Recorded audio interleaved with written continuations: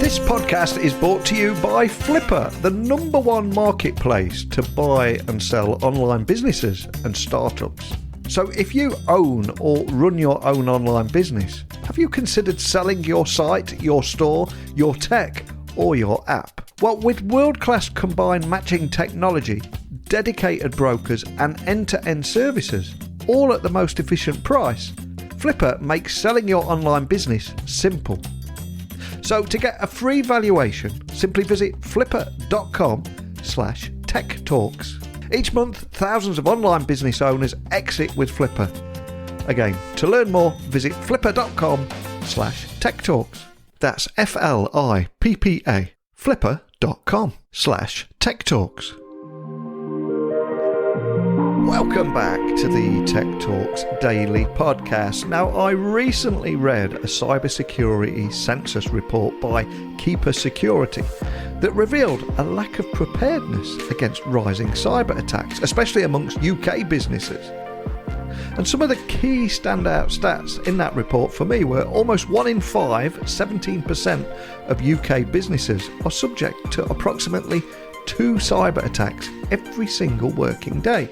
And 46% of IT leaders expect and almost accept that the total number of attacks and number of successful attacks is going to increase next year. So when you put all that into account, combined with the fact that the average financial disruption to businesses caused by cyber attacks is at over £100,000, and over 55% of IT leaders in the UK have kept a cyber attack on their business a secret, which is an increase of 20% since 2021. I wanted to find out more about these insights and what it means about the growing threat landscape. Now, lucky for us, Keeper Security is officially a friend of the show.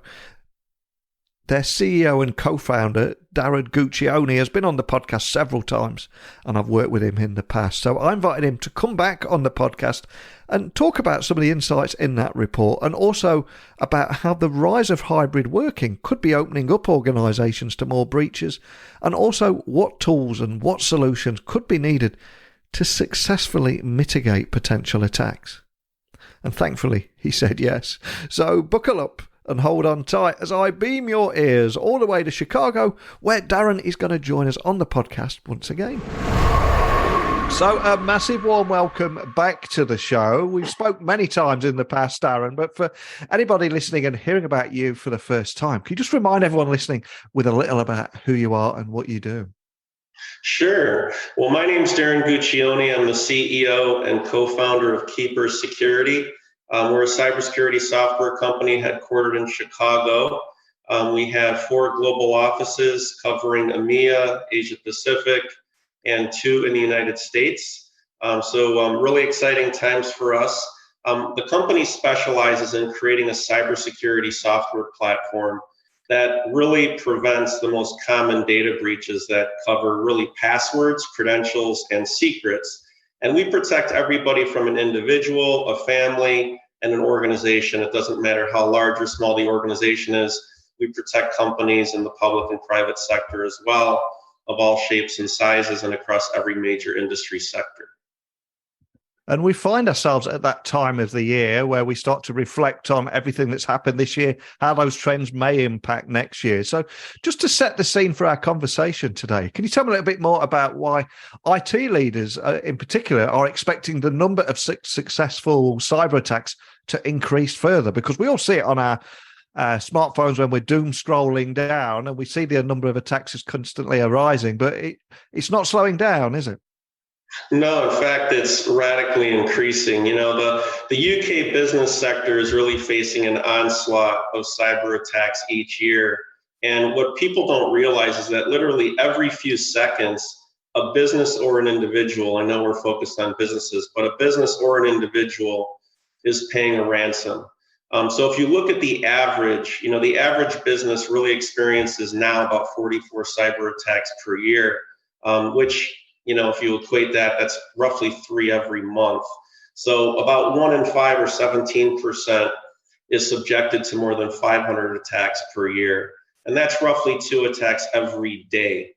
So of those, the average business faces around 2 successful cyber attacks each year. And IT leaders know, and this is what they're concerned about, is that the frequency of attacks is intensifying because cyber criminals realize that this is extremely lucrative. It's quite easy, actually, for a cyber criminal to join one of the larger cartels, and it's become far more organized. They have great training, and they start, at a very young age, actually. I mean, in their teens, all the way through, for the next 30, 40 years, we see a swath of entry into this market. And so when you're talking about the financial damages, they're actually no longer in the billions. We're looking at, potential in terms of magnitude of in the trillions of dollars, actually, when you look at, segments of 3, 4, and 5 years over the course of time. Now, annually, we're looking at greater than between 10 and $20 billion a year. And of course, in the UK, we're looking at, British pound sterling, but these are massive numbers. Now, if you look at the breach segment in terms of what's propagating the attacks, more than 80% of the time, it's going to be a result of passwords, credentials, or secrets. So you've got north of 20 billion stolen what we call login key pairs, and that's a username and a password that is a result of a public data breach. Now, public data breaches are harvested, they're placed on the dark web, and then those credentials and data is transacted by and among cyber criminals, and they're used to propagate these attacks on a more frequent basis. And if we look back over the last 2.5 years, everybody around the world has been on a bit of a journey in the workplace. We've started off with an almost experiment of working from home at scale almost overnight, and then we kind of evolved into hybrid working. And there's almost an expectation now that we should all be able to work from any device, any location, on any network at any time. And then looking to the future, more and more nations are bringing out things like digital nomad visas to encourage people to go and work in that country. And so I'm curious, is the rise of hybrid work partly responsible for opening up organizations to breaches, do you think? 100% yes. So you've seen a few things. There's really 3 main things that drive this. Number 1 is the rapid proliferation to what we call enterprise cloud computing. And when we look at the shift to the cloud, it isn't just the larger enterprises or the mid-market segment that's moving. It's all of us. Everyone from an individual, especially the SOHOs and SMBs. So a small office, home office, these home-based businesses, as well as the small to medium-sized enterprises in that segment, all of those entities are massively migrating at a high frequency to the cloud and have done so. When this happens, you now wind up with an exponential increase in endpoints. Why? Because you couple the migration to distributed remote work with the proliferation of enterprise cloud, and now you've got an exponential lift in the number of endpoints, you've got more computing devices, and you have more login credentials that are associated with all of these cloud-based applications. When that happens, the number of attacks that comes with it radically increases, just because it's almost like if you're harvesting a fruit tree, right, and you're a cyber criminal, there's a lot more fruit trees to harvest. And the issue that we see when we do these studies is alarming, and that's that the SMB category, the small to medium-sized business and enterprise, that category, that segment, which accounts for over 400 million business entities globally, is by far the largest attack surface. So if you look at that, it's over 80% of the attack surface. It's over 90% of the global GDP base and employment base. Yet that segment has the least cybersecurity protection. So we're seeing this massive lift due to the proliferation of enterprise cloud and distributed remote work, and this is why. And it's so interesting you say that, because we don't have to go back that far to a time where most businesses, especially small to medium-sized businesses, they only cared about protecting the corporate network and anything from outside coming in. But that approach is just no longer fit for purpose. So the big question has to be, what tools and solutions are actually needed to successfully mitigate these potential attacks on this dramatically increasing attack surface? Yeah, so there's really two. I'm going to talk about zero trust first and then zero knowledge. Yeah. So there's two very important fundamentals in cybersecurity that are so pervasive and essential. I'm not going to use the word important, I'm going to say they're essential, because if you don't have these, you're in real serious trouble today. The first is a security framework that we call zero trust. And what that means is it's a framework that's designed around validating every user in the organization and monitoring that user on every device from every location. That's number one. Number two, we want to make sure that when we're using any type of software, okay, that requires any type of login credentials or a password or even a secret to operate infrastructure inside of an organization, you want to make sure that it's zero knowledge. And what that means is that the end user, i.e. the client, always has complete domain control and knowledge of their master passwords, their credentials, and their encryption keys that should run on premise, so that only they can encrypt and decrypt their information to gain access to it.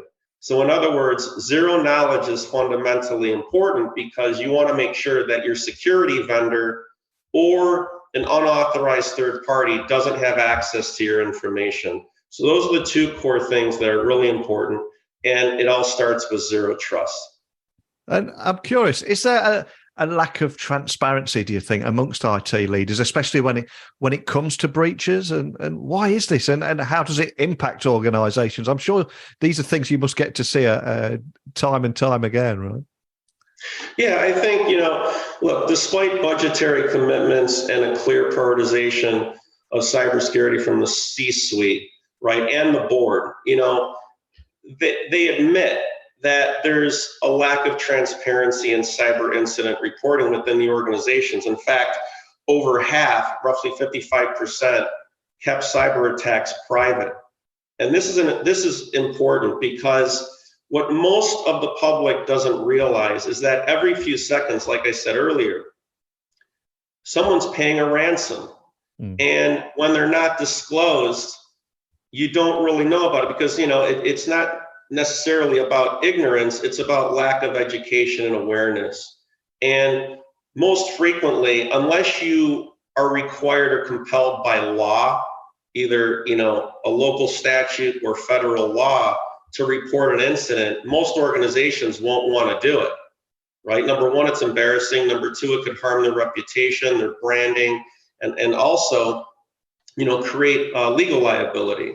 So this is what we're seeing, and there needs to be really a wake-up call for businesses and IT leaders alike. The shortfall in trust in any organization may be fueling this lack of accountability, and this is really important. So when it comes to governance and cybersecurity, they have to be interwoven and interlinked because a commitment to cybersecurity protection must start and originate at the board level.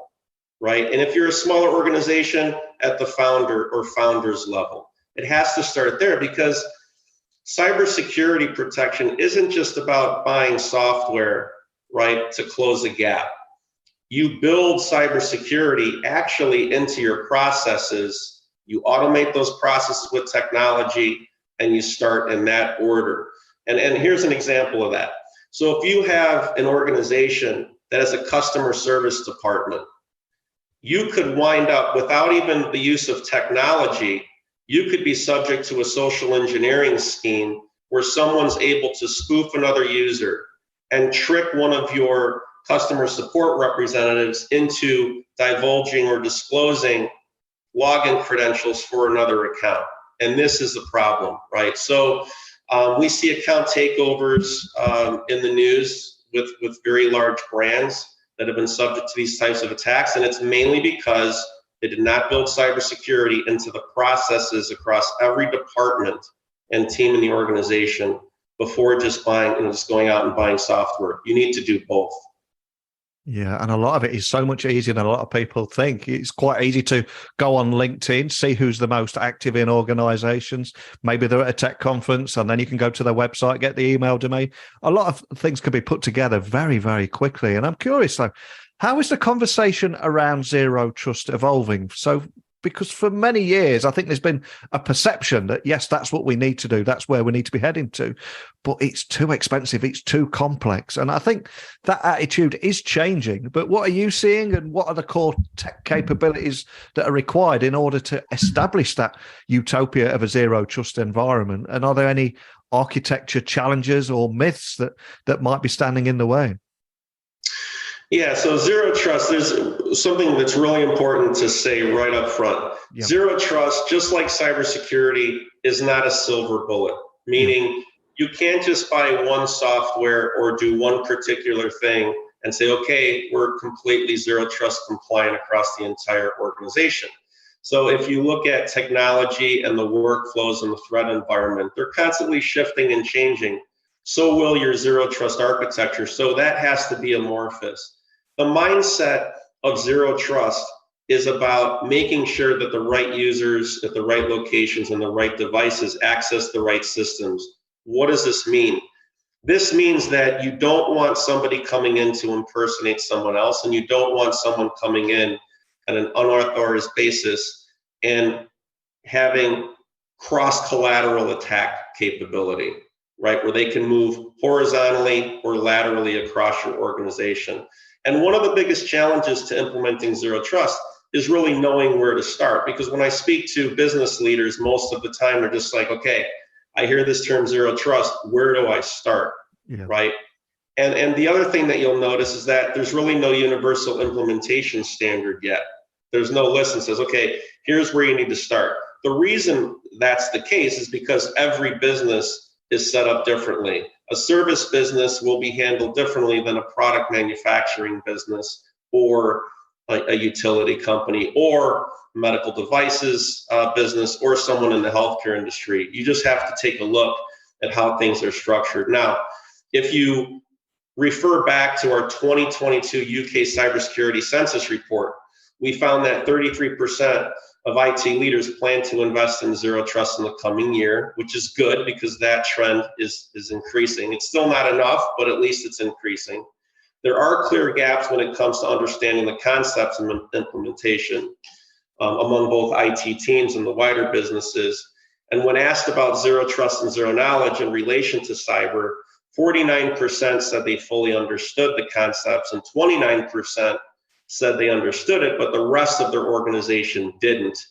And 22% in our study found that UK IT professionals had limited or no understanding of the concept. So this is telling us that education is absolutely critical. You have to understand what zero trust is before you can try to figure out how to implement it. And I would say, look, it is not a sprint. Okay, it is something that takes much longer over the course of time, but there are technologies in place that can get you there faster than you realize and on a cost-effective basis. So this is really the key. And when we asked about what's your main stumbling block? What's the hurdle? Where's the red tape in the organization? It really derived from lack of support. That was the number one reason. And that's when I said, well, hey, it's really important for the board of directors and the ownership to take this on at the core of the business, and then, of course, permeate and distribute that out, through budgets, through autonomy, through approvals and everything else, so that we can get this implemented and bolster the strength of this public and private sector. And of course, it can be incredibly easy to find it overwhelming when you're doom scrolling down your social feeds at the sheer volume of attacks in the headlines that we're seeing. But I'd love to end on a more positive note. So what makes you hopeful about the threat landscape in 2023 and at the next conversation that we could be having? Well, it's interesting because if you look at small and medium-sized businesses, they make up over 90% of the UK business population. And the SMEs, the small to medium-sized enterprises, are the number one target. So we're seeing more vendors like Keeper Security address this problem and help this important segment. Historically, I would say like upwards of 3 years ago, you would see a lot of cybersecurity vendors focus on mid-market and larger enterprise, more of the whale-sized businesses, because they felt, well, no, those must be the ones under the attack the most. That's just not the case. It's the SOHO, the small office, home office. It's the small to medium-sized business segment. That is by far, and I mean by magnitudes greater than enterprise, the most important segment to protect. It's not just the enterprise, but we have to pay attention to that large segment that is really nascent right now. You know, if you talk to a small business owner and you ask them, well, do you understand what really, what cybersecurity is and what it means? They'll know how to spell it, but a lot of them need help and guidance and support in saying, okay, we're going to help structure a cybersecurity program for you. Here's where you need to start. We're going to build something cost effective that you can afford. It's going to make you more productive, and it's going to prevent the most common data breaches. It's going to make you feel much better about your business, right? And it's going to give you greater peace of mind. Because in a small to medium-sized business, if you're hit with a cyber attack, right, more than 50% of the time, a major cyber attack will cripple a company and render it bankrupt within 6 months of the attack. And most people don't realize that, but that's what the data shows. So there's a lot of work that needs to be done in that segment. Yeah, some powerful stats right there.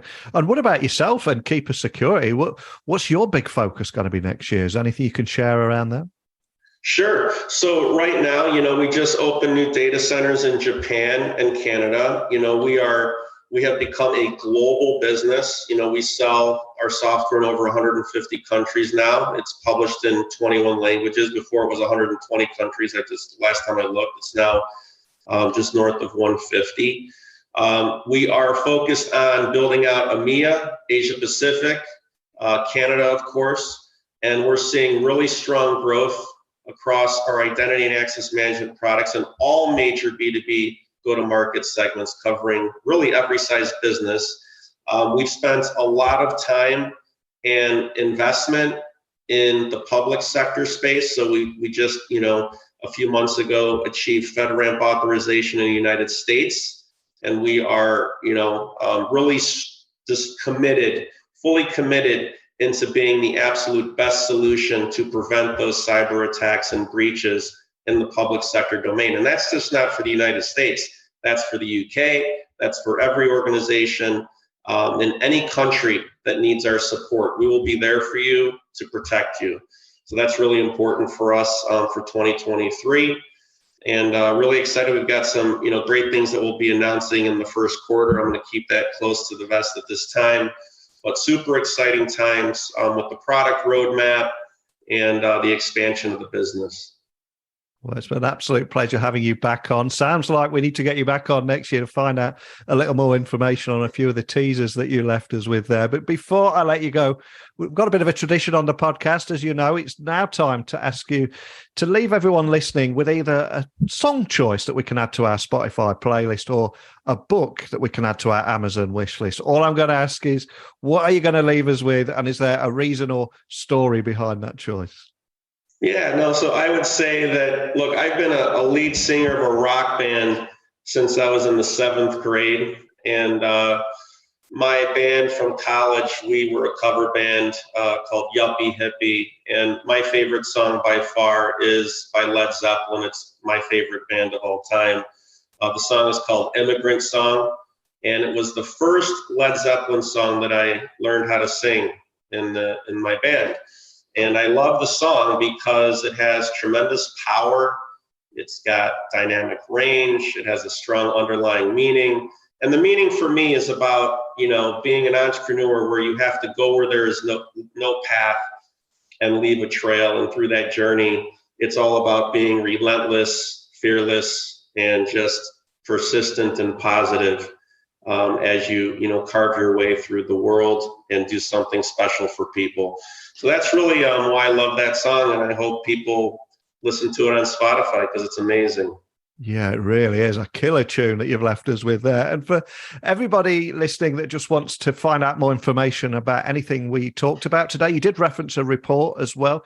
So what's the best starting point for everything, including that and contacting your team, etc.? Sure. Well, our website destination, keepersecurity.com. We have great information about the products, our team, and we cover, like I said, everybody. If you're an individual, a family, a small business, a large enterprise, a government agency, doesn't matter, we'll protect you. We also have a wealth of information and resources, including the 2022 UK Cybersecurity Census report available there as well. And to learn more about us, feel free to reach out to Keeper Security on social media. Well, as you said at the Thank you. And as you said at the very beginning of the podcast, IT leaders are expecting a number of successful cyber attacks to increase. We're starting to have the realization about the rise in hybrid working and how that's opening up possibilities to more breaches, but also talking about some of the tools and solutions needed to successfully mitigate some of those attacks. We talked about all that, and you even had a chance to leave us with a cracking tune there by Led Zeppelin.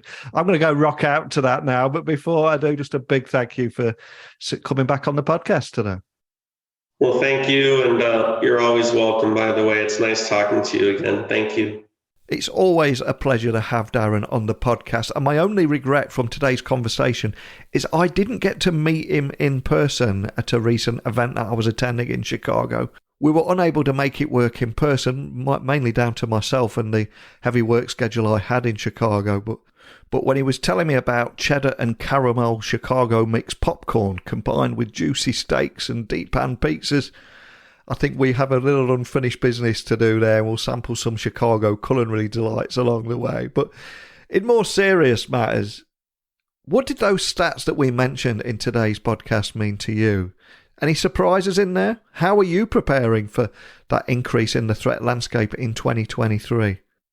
I want to hear from you. You've heard from me, you've heard from Darren, but I want to get your insights on here. So please email me, techblogwriter@outlook.com, Twitter, LinkedIn, Instagram at Neil C. Hughes. We'll keep this conversation going. I'd love to hear more from you on this. And I'll also return again tomorrow and we'll talk about an entirely different topic. So a big thank you for listening as always. And until next time, don't be a stranger.